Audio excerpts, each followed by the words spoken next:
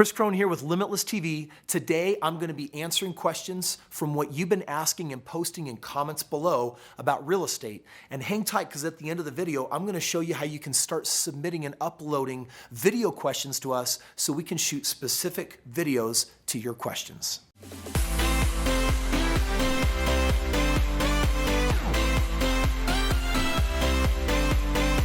Okay, before I jump into our awesome Q&A session today with your awesome questions, I've got two awesome people, it's the word of the day, that are here with me. One of them is my incredible wife, and one of them is our incredibly good friend, Marianne DeNovelis. Hey. Both of them have this real estate experience, have been working with me. This one kind of didn't have much of a choice, I think. But Marianne, I just want to start with you. Years ago, when you got started on that journey of real estate, and that's how we kind of met, I know that the very first deal you guys did, you got creative on that didn't necessarily require a whole lot of money. Can you just share briefly your experience? Totally. We had our eye on a house and we were like, how do we do this? Oh, I'm so glad I have this real estate thing in my back pocket. We found someone who also wanted to partner. Partnership was a huge key in this. They brought money to the table. We brought money to the table. They brought their credit to the table, and we were able to get into this house. For the first 2 years, we rented it out, and now we're actually living there, and we love it. And it's a beautiful house, and you were able to do that largely using, you split the money, you use their credit, way to be creative and rock that out. I want to share real quick, that house has actually increased about $100,000 in value in the last 3 years. Okay, $100,000 in value. And here's the cool part. Did it take a whole lot of money for you to make this happen? No, not at all. Yeah, Not at all. and I do want to ask, how much money did you have to bring to the We table put about roughly? $8,000 in it. That's it. Okay, so an $8,000 investment, partner put in the rest, partner put up the credit, and you've seen a $100,000 increase. So by the way, when it's time to sell and bank on that, you can go into your next several homes. Yep, we're in good shape. Hey, way to go. That's really awesome. Thanks. I appreciate it. Yeah. And then also I got my incredible wife, Colleen, here. Hi. And you know, you've been on this wild whirlwind with me since we started. Yep. Especially when we first got married, and it's like, oh, why can't my husband just, go to college and get a job? Like, what was it like for you when our journey began? So we were really young. I was 19 when we got married and 21 when Kris came home and said, I think we should buy a house. And I was terrified. I was scared. That seemed like such a big person thing to do, like adulting, and I didn't think I was ready for it. But we jumped in, we did, and it ended up that little house covered our entire mortgage payment because we rent out the basement to Kris's sister, and she lived there. And when I was like, okay, we don't even have a rent payment anymore, and we could just live here, felt like for free. I'm like, okay, maybe there's something to this. Let's see if we could do it again. And we've been doing it again and again with partners, sometimes without partners, most time with partners. And we've just seen our portfolio grow and grow and grow. And now, we've been reaping the rewards the last few years where we keep turning them over and time to sell them, and checks keep coming in, and it's just been awesome. I just actually closed on another one yesterday and have really? another $30,000 check coming in. Sweet. So I do want to ask this question, actually for both of you. And the question is, because this one does come up, what do you do if you have a spouse that wants to invest in real estate and you're nervous and you're seeing that it's risky, and bottom line is real estate is risky and you can lose money? Is it important to get on the same page with your spouse, and is it important to support them? Yes, it's important for both. It's important to be on the same page. Find a way to, decide together that this is something that you want to do. Because I've never been a proponent to two spouses disagreeing in when it comes to a big decision. And also, if something's really important to your spouse, take a look at it and give it a chance. Yeah, and I do want to ask you this, Marianne, knowing that there's risk, if you were not on the same page with your husband, or there are other spouses here that are not on the same page, what do you think it'll lead to if they can't get on the same page? This goes for anything. If you and your spouse aren't on the same page, no matter what you're building has to collapse. A house divided cannot stand. I mean, sorry for the pun, but that's the way it works. You've got to get on the same page no matter what you're doing, and whether that means taking a look at the big picture, what do we want to build and how do we get there? If that's what you got to do, you got to act together. Awesome. Marianne, Colleen, thank you guys for hopping on. We're going to keep this video going right now. We got some questions coming your way. Always good to get other people's perspective, and so I really appreciate Marianne and Colleen jumping in on that. So one of our first questions today comes from Tim Kirkpatrick. He says, excellent tips, Kris. Love your videos. I watch them all. What's your take on AirBNB? I want to learn more about it.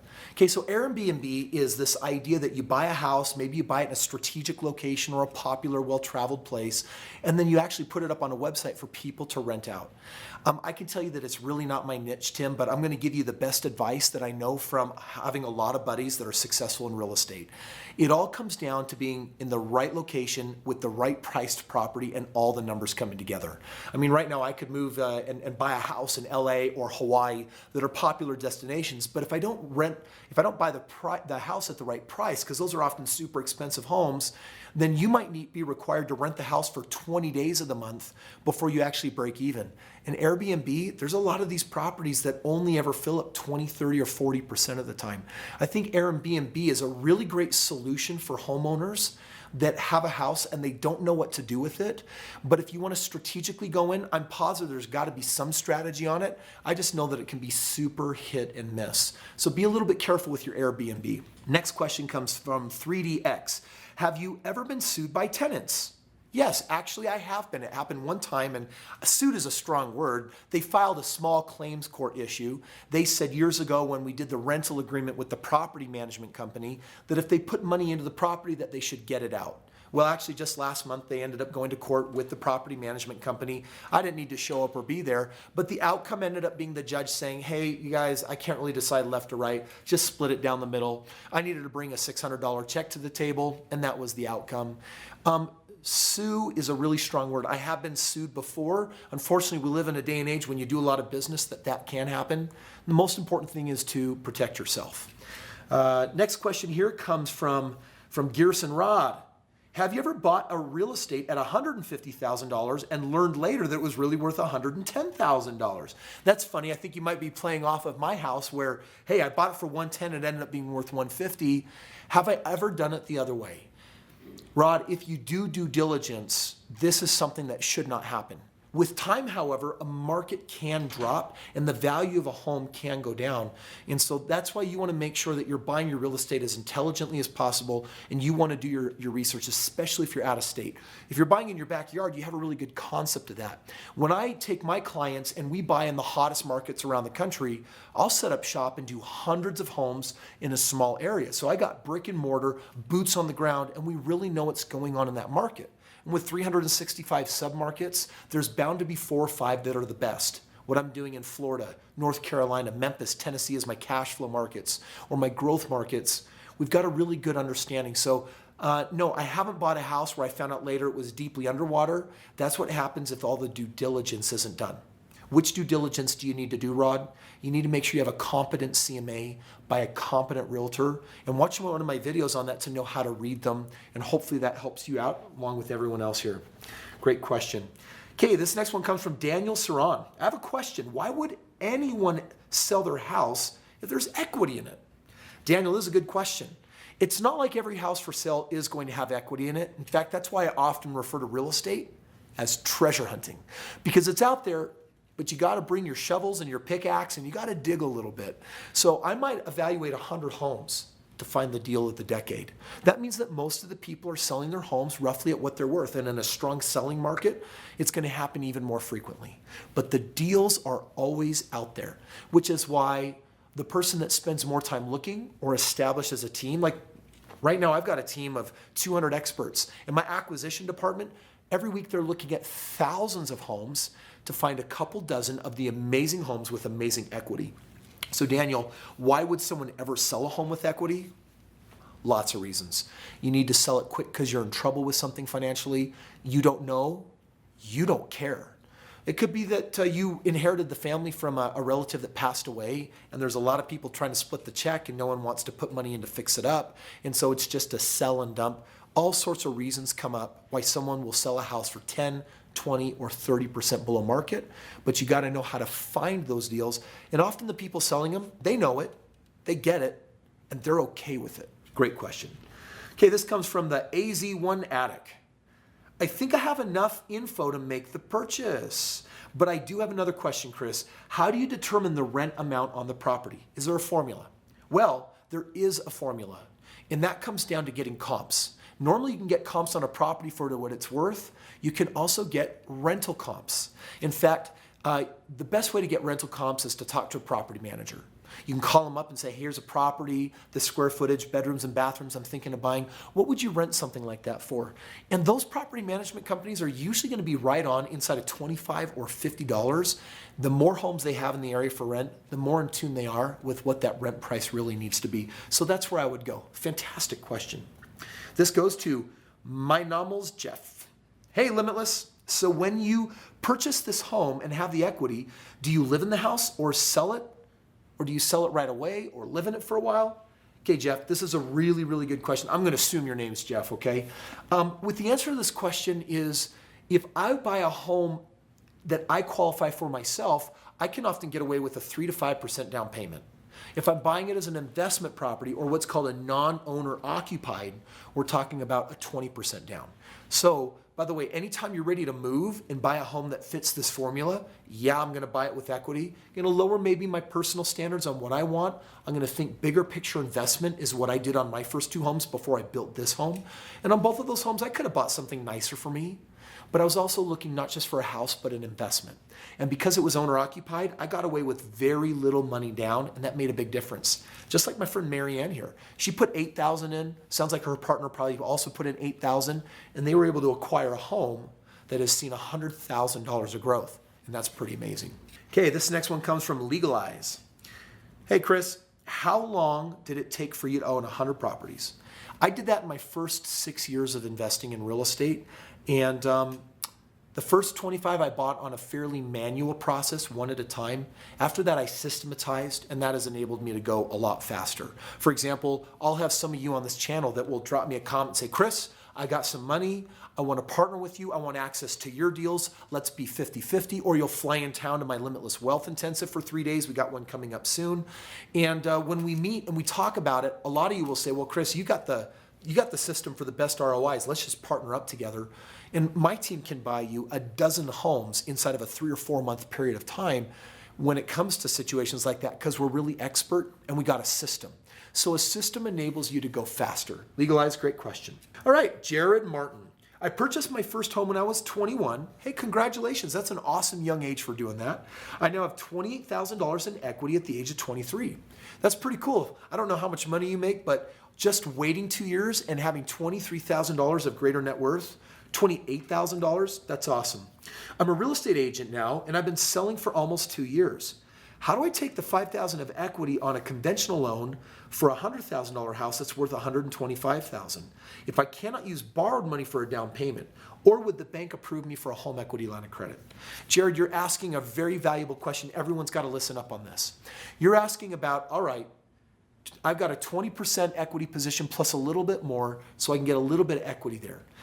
First of all, understand there's 2 ways to get money out of a house with keeping the house. One is called a cash out refinance, and the other one is called getting a home equity line of credit. Listen, a cash out refinancing has a whole set of costs that are 2 or 3% of the purchase price. So you might have $2,000, $3,000, $4,000, $5,000, $6,000 of costs to do that, and all of a sudden that $5,000 got eaten up. Home equity line usually has many banks with no fees to be able to do that. So if you're going to choose between a cash out refinance, Jared, or a home equity line, do the home equity line, talk to a local bank that specializes in those, and they usually are a little bit more aggressive on the values, so they might be able to open up $5,000, $7,000, $8,000 for you of equity in that property. Generally speaking, if I'm buying a home as an investment, I'm leaving that 20% equity in there. So if you really were doing this as a strategy to harness and pull money out, you need to go in on a better buy that has a bigger margin, and that'll make it more possible not to pull out $5,000, but maybe next time $20,000. My first house, I got an $18,000 line of credit, and that was sufficient as a down payment to buy my second property. It was awesome because I didn't need to come out of pocket because I bought the first house right. So remember, everyone, buy your homes with as much equity as possible, especially if you want to re-leverage them into another home. Next one, Relaxing Zen. I like your name. What books do you read for self-improvement? Right now, we've got listed Conscious Creator on the website. I've got a book list of 35 books that I really love and that I recommend people read. And I just came out with my latest bestseller book called Limitless. And so there's an index in the back of books I like to read. Even the bottom of this link, my real estate book, I have some recommendations as well. So you can go there to find my reading list. Okay, this next one comes from 220 volt 74. First problem. You bought a house worth $150,000 for $110,000. That's a 26% below market value. I'm not exactly sure, Volt 74, how that's a problem, but I guess we'll find out. Today's houses are selling for much more above than just market value.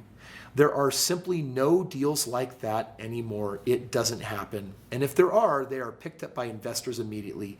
No chance for regular schmo to find it. All right, I like you a lot. You are like my now personal challenge on what we can do to help you, Volt 74, get where you want to go. So a couple things I want to share with you. Even in this, you admit that even if there are deals, then an investor gets them, but a regular Joe Schmo doesn't. That's where I come in. I will go in and I put $20 million to work rotating homes all across the country, and I make them available to you, my friends here of Limitless TV. So I've already created a solution for you. So if you click the link below and say, all right, I'm ready to invest, I've got some money, you got to come out to my 3-day real estate event. You're going to learn so much, and we're also going to give you access to our nationwide inventory. So you're right, it is challenging out there, but you know what? Some people are finding the deals, and in my case, I'm finding so many of them that I'm actually giving them away abundantly to my friends and those people that are working with me. So hopefully that takes care of the first problem. Here's the second problem you mentioned. Partnering up with your father-in-law, who happens to have a bunch of money. Most people are not that lucky to have father-in-laws like that. Okay, I want to be really clear with you. You're right. My father-in-law, he did think I was crazy when I bought my first house, my second house, and my third house. And remember, I was like $5,000 out of pocket to buy those 3. But remember that after my father-in-law bet on me to do the next few houses, I had the epiphany. There's got to be other father-in-laws out there. And what do I mean by that? I don't mean technical father-in-laws. I'm not into polygamy. What I mean by that is there was this dentist and there was this successful person and this business owner. And I would have dialogue with these different people and just keep them up to date. Hey, bought another house. I'm doing this. And when I called them all up saying, can we do lunch this week? And they were curious and said yes. I bought them lunch. I showed them what I had done. And all of them became my father-in-laws. So you're right. You don't need a father-in-law. But what you do need are people out there with money that are willing to invest in you. And when people join my community, that's exactly what we do. Is I actually show you how to leverage Facebook, go online, and find investors, and to take my deals that I put up someone's money, I fixed up that are available to you, and I show you how to shop them out and put them out there to the community. And so we've solved that second problem. Now you've got one more here. Let's look at problem number 3. You have to live with people who are renting houses too. I guess if you're dedicated enough, I can see people enduring those for 1 or 2 years, but not the first 2 years. I don't know if I exactly understand the question here. I've got some tenants that will rent for 5, 7, 10 years, and I've got others that every year will just change over. And that's part of the math of doing real estate. Both are okay, both exist. I don't know if it's a problem, but Volt 74, I hope today helped answer some of your questions. I really appreciate them.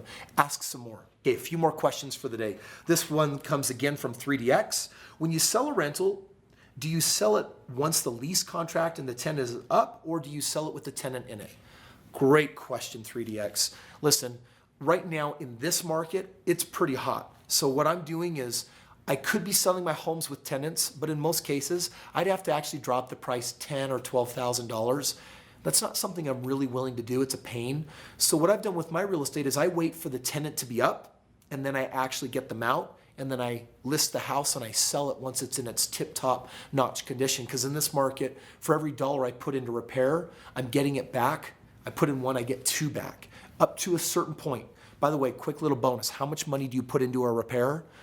Enough to compete in the middle with the other comparables that are currently for sale. Not the neighborhood, not the nice house, not the poor house down by the river. If there are 5 houses for sale within your mile, then make sure that your home is fixed up right in the middle and yours will sell right in the middle. All right, great question there. Last couple questions of the day. Dovu88. I'm not from the US, but I do want to be a real estate investor there. What are my options? All right, you're not going to have any luck getting loans from US banks because you need either citizenship or you need some type of business tax ID number, social security number. So if you've got money, you can come into the US and you can buy real estate there. Honestly, what you need is a partner. What I do with people is I'll have partners come and bring in the money, And then what I do is I line up someone with the credit and we'll rent the credit, and boom, you're now investing inside the US. If you're serious about that, click the link below and mention so. Last one comes from Scott Bodman. If I live in Switzerland but have never lived in America, is it possible, or do I need citizenship? Well, I think based on what I shared with Dover, our other friend, you don't need to become a citizen. That's a lot of work and effort, but you can own real estate here. It's going to be done through partnerships. You know, that might require a little bit of trust, because you're a world away and needing to work with someone who's putting up their credit. You need a reputable track record outfit that you can really sync up with to do that. That's something that I do with people. Friends, I want to thank you so much for being here with us today and learning about what we've been doing here. Please keep asking questions. Post your questions on the videos so that we can find them, so that we can be doing our Q&A here together. And I want to throw out one last possible something for you. We're in the process of having you, if you click the link below, you can now submit video clips with your questions. And we're going to now start answering those questions with videos that way. So look for the link below. Go ahead and shoot a video of yourself asking your question, and we'll provide the answer. Take care, do real estate, succeed. The deals are out there, rock it.